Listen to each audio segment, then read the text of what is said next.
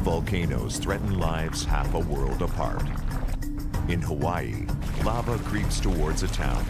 It is a potential disaster in slow motion. So people had maybe a 1 or 2 week warning that lava might come through this neighborhood within that time. In Sumatra, a volcano awakens after a 500-year slumber. Its terrifying eruptions send people fleeing as deadly pyroclastic flows destroy villages. Nature's raw power is our planet's most spectacular show.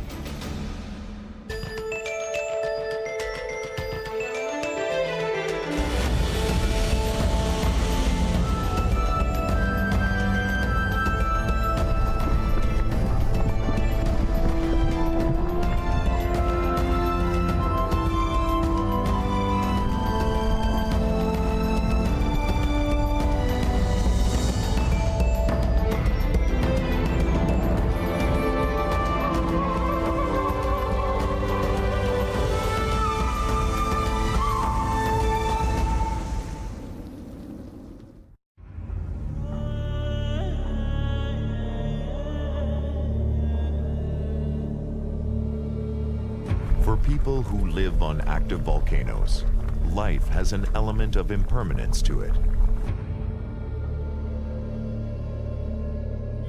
There is always the fear that one day their home will be in the path of an eruption.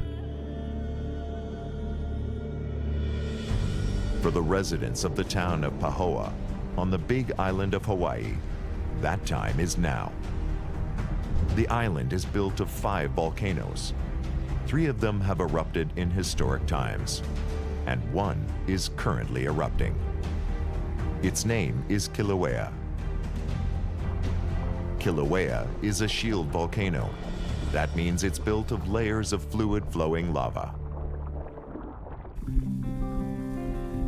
Its current eruptive phase started in 1983.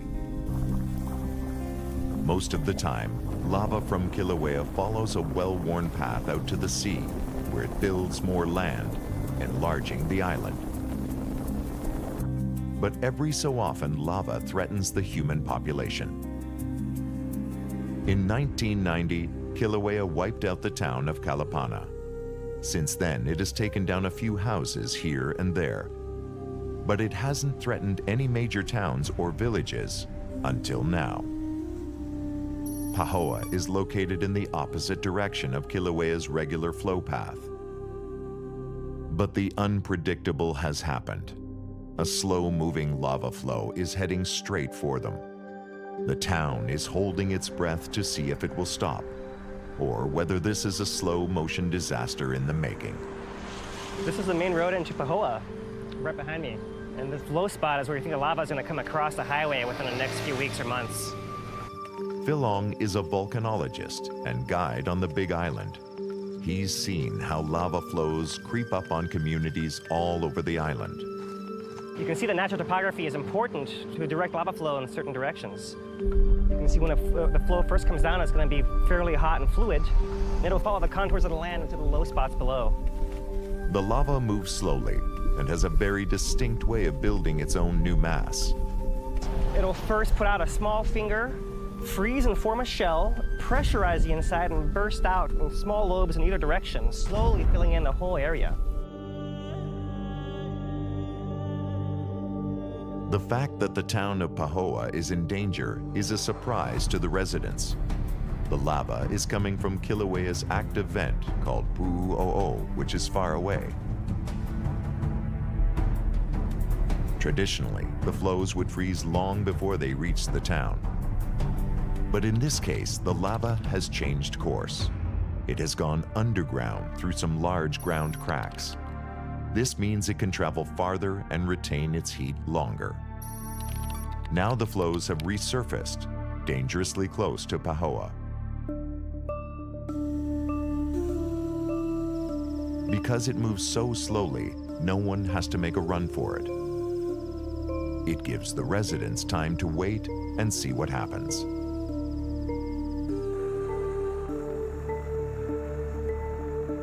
The way the lava flows from here is unpredictable. For For the residents of the town, not sure of the direction of the flow or how long it will last, the unpredictability is both the good news and the bad news. It was a little bit of a surprise that the lava came in this direction so quickly, and it caught people a little bit off guard when it started moving away from the crack down towards this community. So people had maybe a 1 or 2 week warning that lava might come through this neighborhood within that time. Fortunately, since then, the lava has diverted and gone around the homesteads towards Pahoa. The flow was moving at its fastest at about 300 meters per day, and that would put it about 5 days out from this road at that rate. But it's slowed down since then, and so now we don't have a projection of where to go and how fast it'll go. As the lava slowly makes its way towards town, Pahoa holds a crisis meeting. It's led by the United States Geological Survey, or the USGS. This is the government body tasked with monitoring the volcano. In this crisis, they are working with the communities to keep people informed and safe. So this is a map you're all familiar with. The lava still has Pahoa in its path. The advance rates of the lava flow continues to vary. And as long as it continues to vary from one day to the next or from 1 week to the next, any of the projections that we try to make are going to be wrong. With the flows now just days away from town, the meetings have become more frequent. So much of this is beyond our control, and it's always important, us as leaders, to ask for guidance, to ask for kindness, to ask for blessings. The lava is now on the outskirts of town and heading directly towards its first building, the city's recycling transfer station. If the lava keeps going, it will cut off Apa Road, and with it the electricity supply to several communities.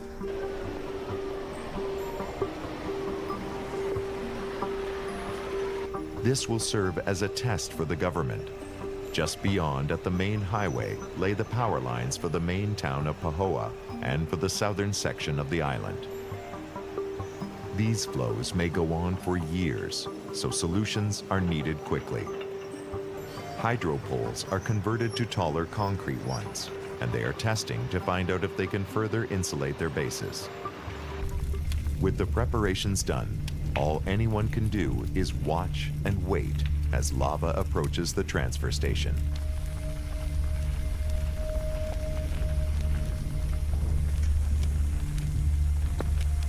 The first fingers of lava reach the fence.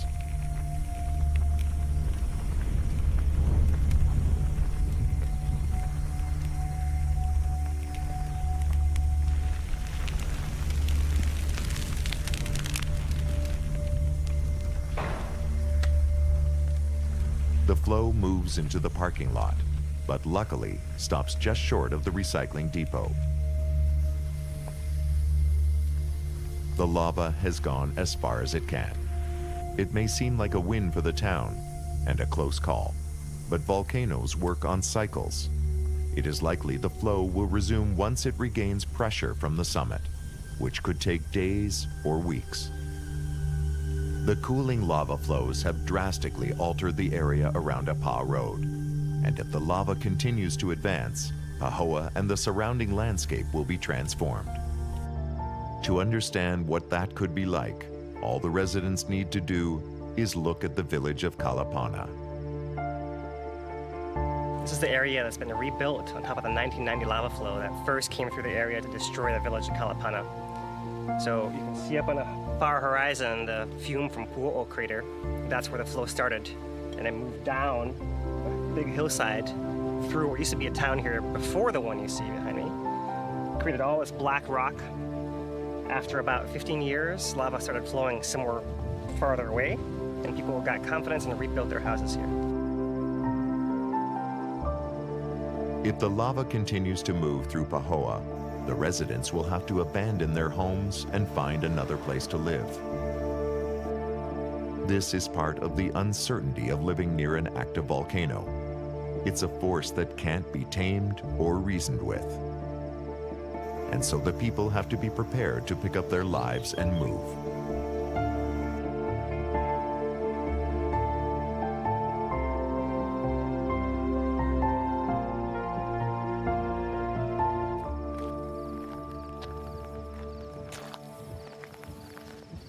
Because of the almost constant volcanic activity of Kilauea, 90% of the surface area is less than 1,200 years old.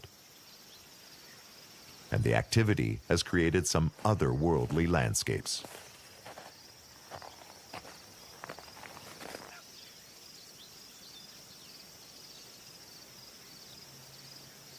These fissure eruptions create really unique landscapes. This is a spatter rampart from this fissure eruption.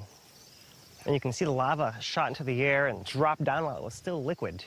And you see it landed and started oozing and dripping down, forming these lobes and these needles that you can see coming down.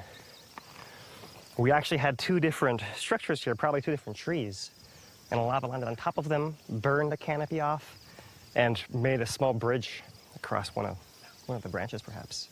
But you can also see that we have plants growing back already on top of this very porous rock. And these are areas that Hawaiians will often refer to as the centers of creation, but also of destruction. They go hand in hand.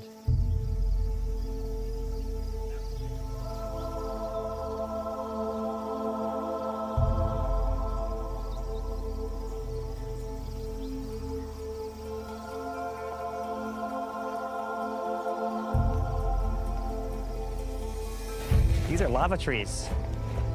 As a fissure erupted on that side of the spatter rampart, it sent a flash flood of lava sweeping through this small valley.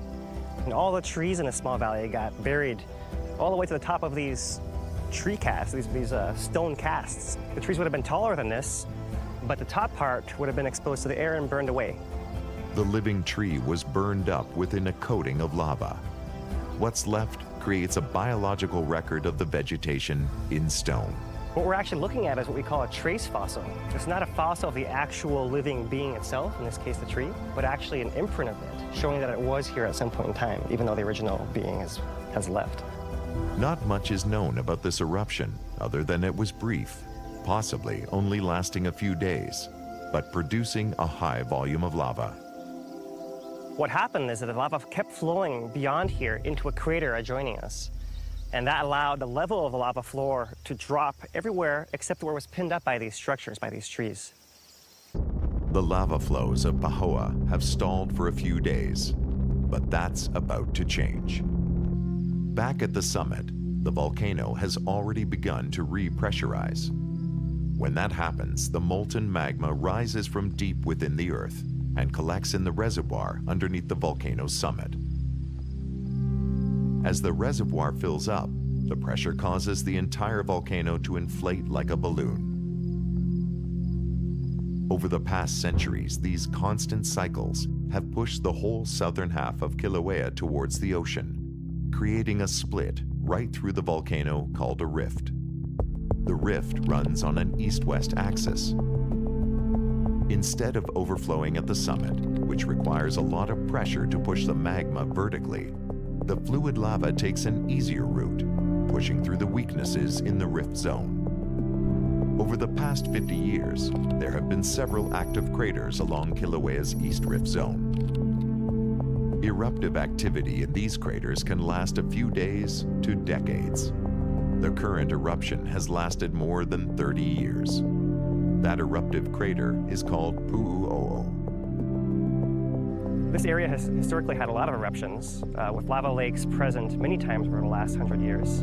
And we actually have seen a return of lava to this area in 2008. Since then, the crater has grown and expanded, continues to release gas every day. And what's interesting is that it's actually sustained enough pressure, despite this opening, to continue pushing lava to Pu'u'o'o crater on a rift zone. When the pressure builds within the summit, the lava lake rises, producing a strong glow at night.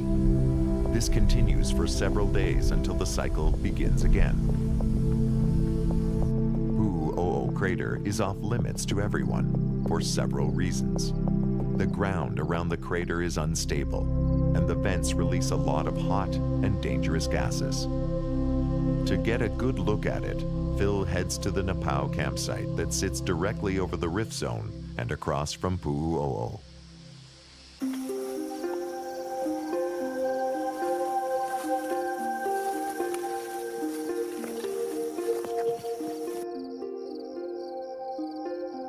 This is the Pau crater. It's the closest place to safe view Pu'u'o. We are, at the moment, with the Kona winds today, we're upwind of the fumes. It's getting dark, and we should be able to see a glow coming from the top of the crater pretty soon. As the clouds and fume blow over the top of it, it'll reflect and hopefully intensify the orangeness of it. The lava fills up the crater, making what's known as a lava lake. That creates the main glow. The lake feeds an underground system of tubes that carry the molten lava to the flow front. The glowing lava can be seen through the openings in the ground, called skylights. While the crater is active, it is impossible to see how the lava is channeled back under the ground. Phil visits an inactive vent from a previous eruption site called Mauna Ulu, which is similar to the Pu'u'o vent. This is the summit crater of Mauna Ulu lava shield. It goes back down to where the ground was before this eruption began. And what we see inside it are layers, first of the cinders that erupted from the fountain of lava, then layers of lava that poured from the lava shield over top of the cinder cone and formed this whale-back lava shield we're standing on today. You can see how steep the walls are from the collapse and all the rubble at the bottom of the crater. This is the mouth of an extinct lava tube. Lava tubes are one of the reasons that a shield volcano resembles a large hill rather than a big cone. The tubes are the main arteries of a flow that carries the molten material far from the erupting vent. This is in stark contrast to the stratovolcano, where the lava is more viscous and is often blown out of the vent in violent explosions.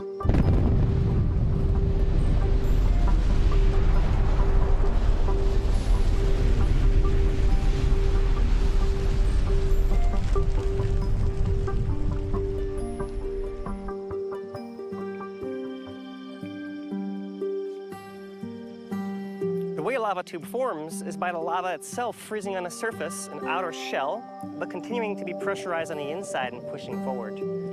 So what happens is over time, the mass of lava moving through this pipeline will carve its way down and make a big opening like you see below me. Once you have that surrounding layer of rock, it acts as an insulator and it holds in much of the heat of the lava flow. We've actually measured from Pu'u'o the temperature of lava between the eruption site and the ocean. It only loses about 5 degrees across that 5 or 9 mile distance. When a volcano erupts, there are periods when it produces more lava than the lake can hold.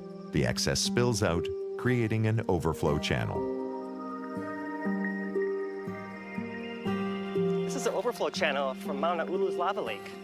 As lava spilled over the crater, it would come rushing down this channel in front of us, physically carving out the rocks below it, but also sloshing over the edges and forming all these thin layers of lava across which we're walking right now.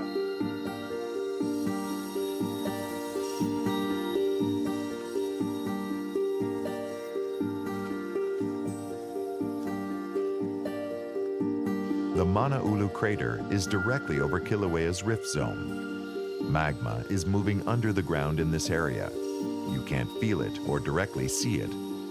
But as rainwater percolates through the ground, it's heated by the molten magma and comes back out in the form of steam. Extinct lava tubes and other volcanic features have been used by traditional Hawaiian culture over the centuries. They were often used for defensive purposes.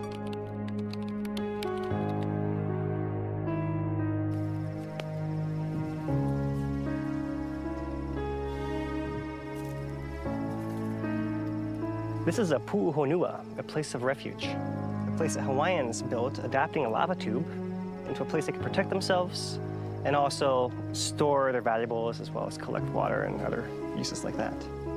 It's constructed in such a way to have a very narrow entrance so that it could be easily defended by one big Hawaiian warrior with a spear. You can see how narrow this opening is right here. We basically have to crawl through on our hands and knees to get through. The tube is big enough that the whole village could seek refuge here and wait out an attacking army.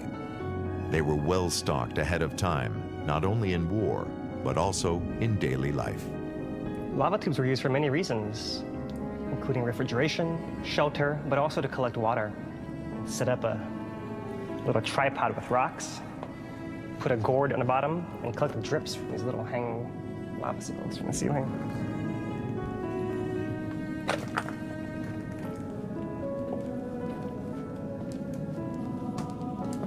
This is where it opens up to the ocean. When the Hawaiians were using this cave, it was actually all the way closed off. But a big earthquake in 1975 caused a cliff to fall away and create this opening. When the lava flows cease, gravity causes the tubes to empty. And this one, like many on the island, ends at the ocean. We would have had a big ocean entry with lots of steam happening right here. Once the flow was over, the tube cooled down many years later. Then the Hawaiians modified it for their shelter.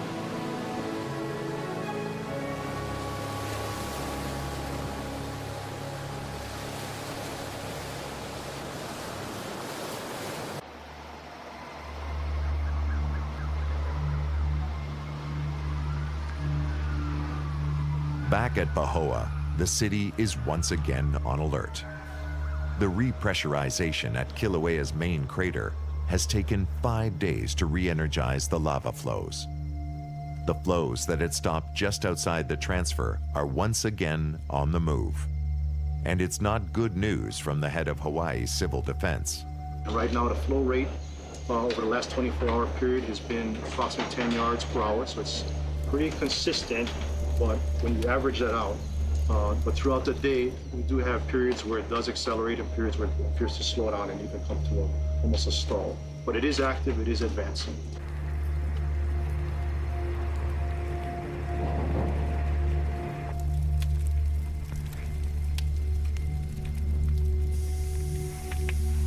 The first fingers stretch over Apa Road. The heat of the molten lava is so intense, the tarmac begins to burn.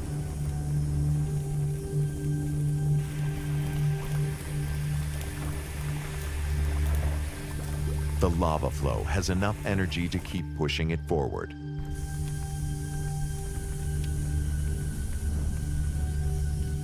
This is a shield volcano in action. The slow-moving lava flows inch along. The residents of this house would have had plenty of time to evacuate. But all it takes is the touch of one small finger of lava.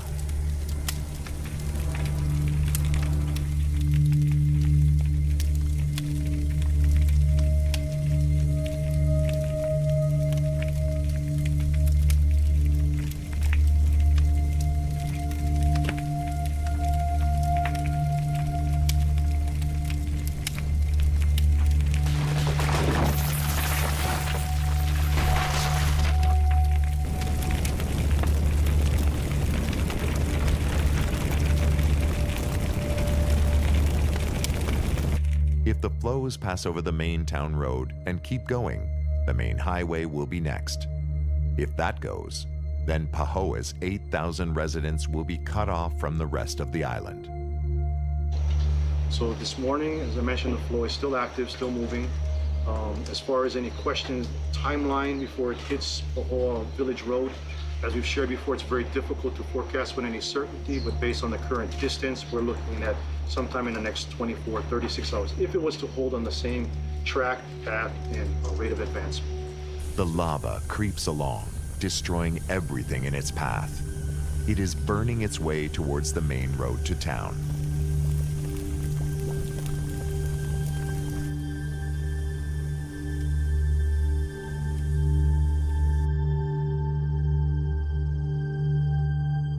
Then, a stroke of luck.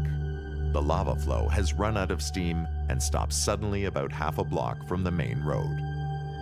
But the threat isn't over. The lava flow has broken out in a new direction, further uphill, and is taking a new path towards Pahoa. It's now heading straight for a major shopping plaza on the outskirts of town. At the current rate, this new flow will reach the plaza in 2 weeks. Again, the people of Pahoa can only wait and see what Kilauea will do. How long Kilauea can continue erupting is unknown. Not even the scientists can say for certain. Well, I mean, if you look at the geologic precedent, this eruption's been going on for 30 years. over in other portions of the volcano where we've mapped the geologic history, it's not uncommon for a hoi-hoi shield-like building flows to last up to 50 to 60 years. And on Mauna Loa, there was a period where lava flows lasted for 5 centuries. Half a world away on the Indonesian island of Sumatra, another volcano is threatening the people who live nearby. Unlike Kilauea in Hawaii, Sinabung is a stratovolcano. It has a thick, viscous lava. When Sinabung erupts, the lava collects on the summit and builds what is called the lava dome. Each new eruption of magma adds on to the dome, pushing it outwards and making it prone to collapse. When it does collapse, it sends a rush of superheated volcanic gas and rock downhill in an avalanche called a pyroclastic flow. It burns and destroys everything in its path. Pyroclastic flows are fast and deadly. In 1902, pyroclastic flows from Mount Pelée on the Caribbean island of Martinique killed 30,000 people when a hot ash cloud descended on the town of Saint-Pierre.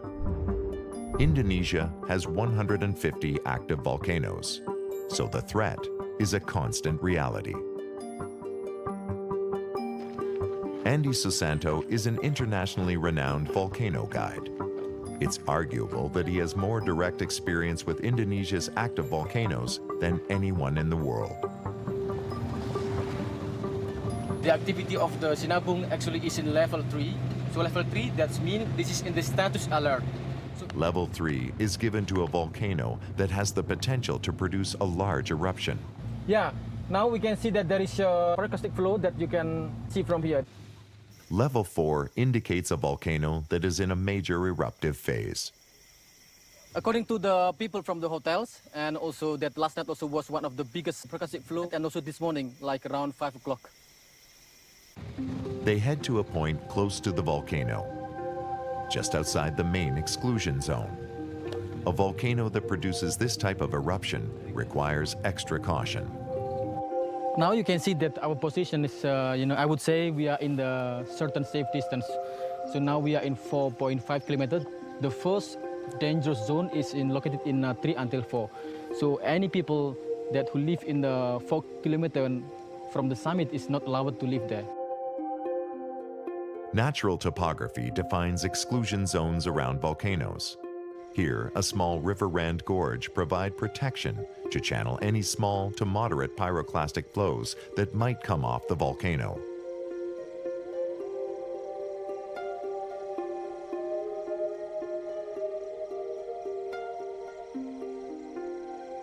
I use this place because of this, considerations that we are still in a safe distance, and then we can see with open view, with explosions or even pyroclastic flow down to the mountains.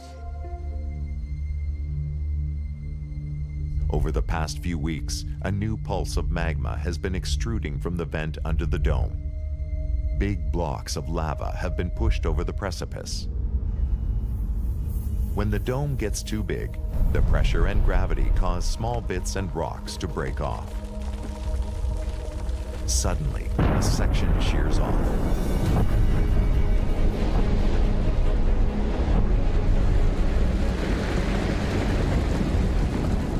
The rock disintegrates, releasing burning hot gases that have been trapped inside lava.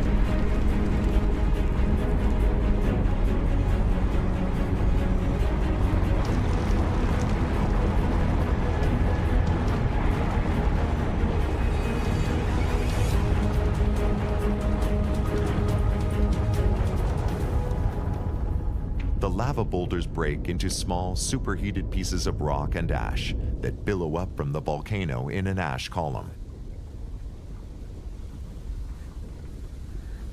Whew. So finally, now we just saw the eruptions with ash column. It's almost like about 1.5 kilometers, vertically, and then also spreading out down there. You can see near the valley. The activity of the Sinabung now is currently still quite active. This was small, But as the dome grows over the next few days, the flows will get much bigger. Once considered dormant, Sinabung came back to life in 2010 after a 500-year slumber. A number of small towns in the danger zone have been abandoned. Several months ago, some of the people in the danger zones ignored the warnings with tragic results. There is like a small village, actually located only about 3 kilometers from the summit. So the name of the village is Bakira, and then the next is Sukameria. That those village that was hit by the percussive flow in 1st February. That 14 people were killed by that percussive flow and eruptions. Every volcano that poses a risk to populations in Indonesia is monitored by the government's geological agency. Sinabung was dormant for so long that it was not even on their radar. The volcano's mineral-rich, fertile soils attracted farming communities. When it woke up in 2010, evacuations began. 3,000 people were forced to leave their homes. The government tried to relocate as many as possible. The rest ended up at a refugee camp where they have been living for more than 4 years, waiting for new housing that the government has promised to build for them. But they are subsistence farmers, and when the volcano's activity is calm, they brave the extreme danger and go back to their villages to harvest their crops, which they sell at the refugee center market. The situation is part of life in Indonesia.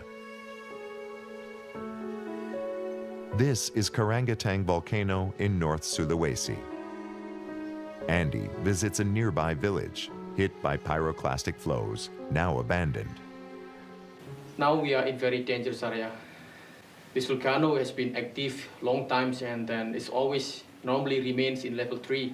When pyroclastic flows hit a town, there is no safe place to hide. Along with the debris, there is what is called a pyroclastic surge, which is mostly made up of burning hot gases and ash. It's quite thick, even in the floors, like almost like 5 centimeters, the thickness of a shirt. So that people always, have to be standby here. It's quite dangerous. People has been evacuated all, so relocated, and it's not allowed to live here anymore. It's it's terrible. The situation now is in Karangetang is very active. So this volcano has been very active since May and until today. Andy knows this situation firsthand. He too lives on a dangerous volcano that is known to produce devastating and deadly pyroclastic flows. Mount Merapi is Indonesia's most active big volcano. It erupts every 2 to 3 years and produces major eruptions every 10 to 12 years. Its last major eruption was in 2010. More than 300 people died, including Andy's close friend and mentor, Emba Pujo.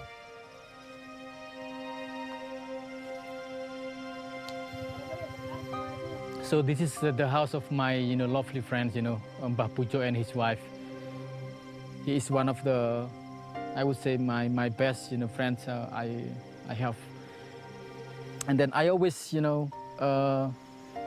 remember this place very, very well. In my imaginations that I still stay in the room. I still, have feeling that I still, talking with him. And then, this is the house for meeting rooms. And then this is, I know, this is for the livestock there. And then behind there, in the back, used for kitchens. And then I like this place because near volcano as my hobby and then as my, profession. Emba inspired Andy to follow his passion for volcanoes. Emba Pujo was head of the Merapi Mountain Guiding Club, where Andy worked as a guide. At the times, as usual, we discuss about the Merapi now is getting, more increase, and then the increase can be dangerous. But, he is old man, that I respect. And then maybe he know better than me. Andy was away at the time of the eruption, but came back to see his friend in the hospital. So this is the last time I visit him, and then I talked to him. But I knew already that, his wife, already died. I visit him in the hospital, in the ICU, like, something that, is bad conditions, because, he got burned, almost more than 60%, his skin. And then, when I visit him, always ask me, Andy, where is my wife? Where is my wife? And I was crying.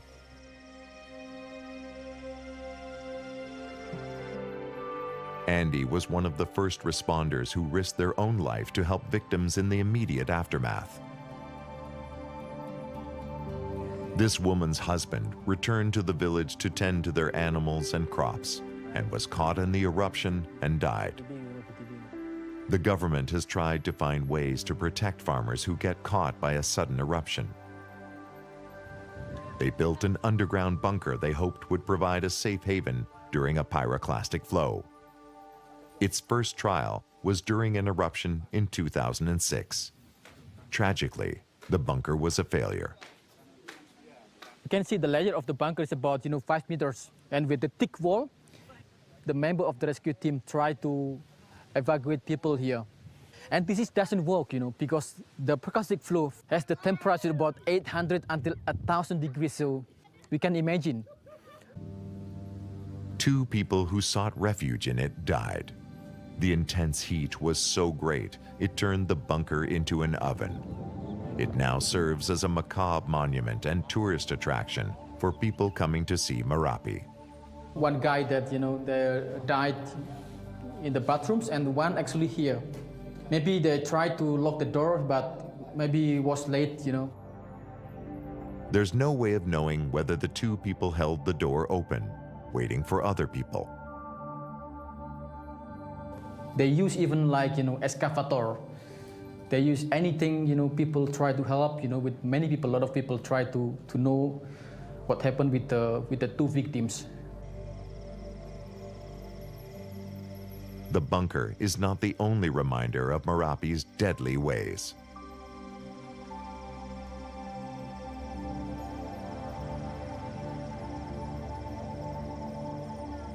Despite the death tolls from Merapi that stretch into the thousands over the past centuries, people still choose to live here. They depend, their life from the volcano. So they make money from the sand, from the rock, from the ash, because the ash can give the fertile soil, so anything can grow here. They go back to their houses despite the warning level for very simple reasons. It was, in level 3. And then also very quick that, the authority from the Volcanological Survey of Indonesia changed the status, become, level 4 in a week. So they still worry about their livestock, that they have to feed, and also try to check, what they have, their property, that anything left still safe.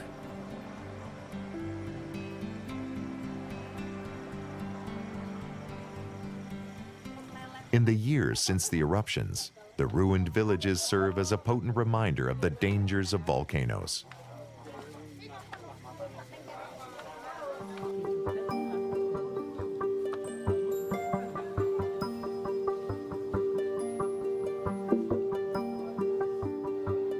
This is about 13 kilometers from the summit.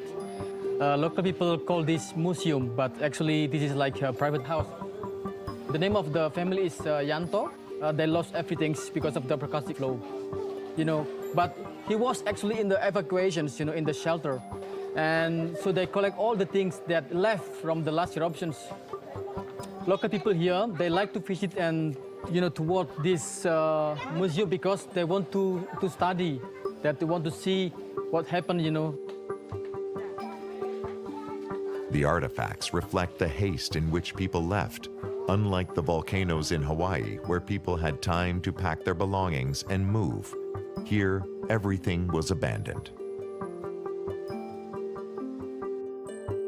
Every item is a reminder of what happens when the intense heat from a volcano interacts with man-made objects.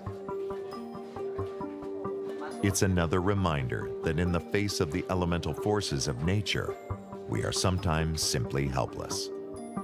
A wall clock has captured the moment that changed thousands of lives forever. The last massive and the biggest eruption of Merapi volcano, this is in Friday already, 5 minutes after midnight, and the 5th November 2010. So this family just want to show to the people, to be aware for the other people, about Merapi and about the dangers of volcano.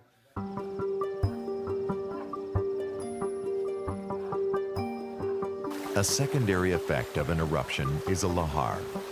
Heavy rains carry pyroclastic flow debris into streams and rivers. These deadly mud flows can reach much further than the initial eruption. In the town of Armero, Colombia, 23,000 people were killed when a lahar from the Nevado del Ruiz volcano buried their town. In 2010 at Merapi, a massive volume of pyroclastic debris was washed downstream. It jammed the bridge that spans Yogyakarta's main highway and caused the river to divert through the center of town. Years later, the town is still digging out, and some of its residents are still haunted by that fateful night. Many stayed at home despite a warning from the government to evacuate. That decision nearly cost some people their lives. Bapak Warto was one of them. He was living here during the lahar flow, was buried like this, almost, get it up in the neck like this. As he stood in the rising waters, the ash settled around his lower half, trapping him. Through the night, as the water level rose, he struggled to keep his head above water. With no immediate chance of rescue, he thought he was going to die. The river carried boulders as big as cars that crashed into houses, tearing them apart. One crashed into Warto's house. It was a lucky break. The water was diverted away from him, ultimately saving his life. Others were not so lucky. Most of the residents chose to relocate, but some, like Bapak Warto, chose to rebuild.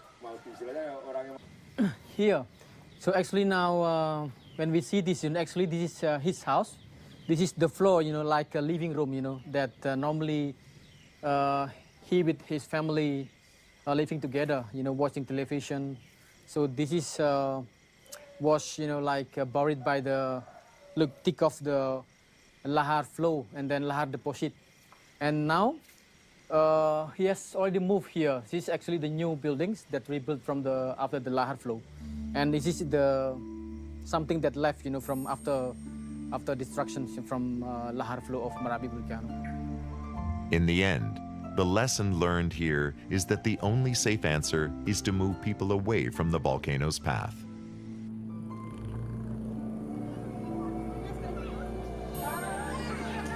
It will be years before the former residents from Sinabung's danger zone can even consider rebuilding. Most have accepted the government's plan to relocate them. Their homes will be in one of several towns built by the military.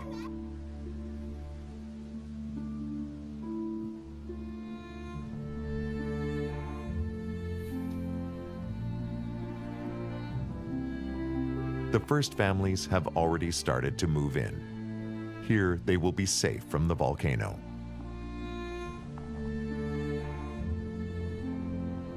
For those who live just outside the restricted zone, Sinabung's eruptions are now the new normal. They're rebuilding their lives as best they can, living in houses far enough away to be safe at night. But during the day, they're still tied to the danger zones around the volcano where they continue to grow their crops. What the future holds for the volcano is uncertain. Little is known about its eruptive history and whether this volcano is capable of a much larger eruption. For now, it remains very active.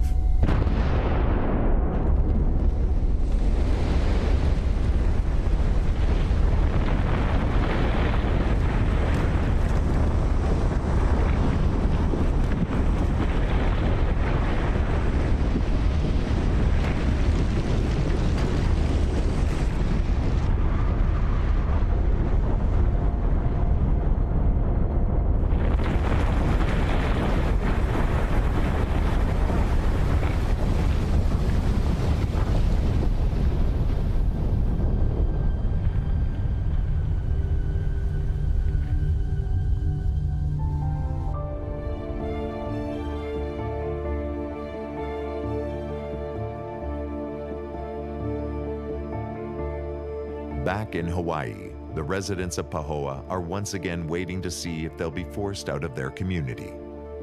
The new lava flows are within a city block of the shopping center. But just as before, they get a lucky break. The flow once again burns itself out. A few weeks later, this flow no longer seems to be a threat. The lava has changed direction and is now affecting an unpopulated area.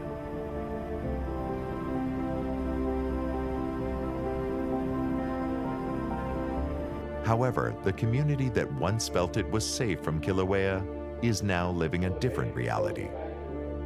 They know that without warning, the next pulse from Kilauea could send the lava farther and destroy their town.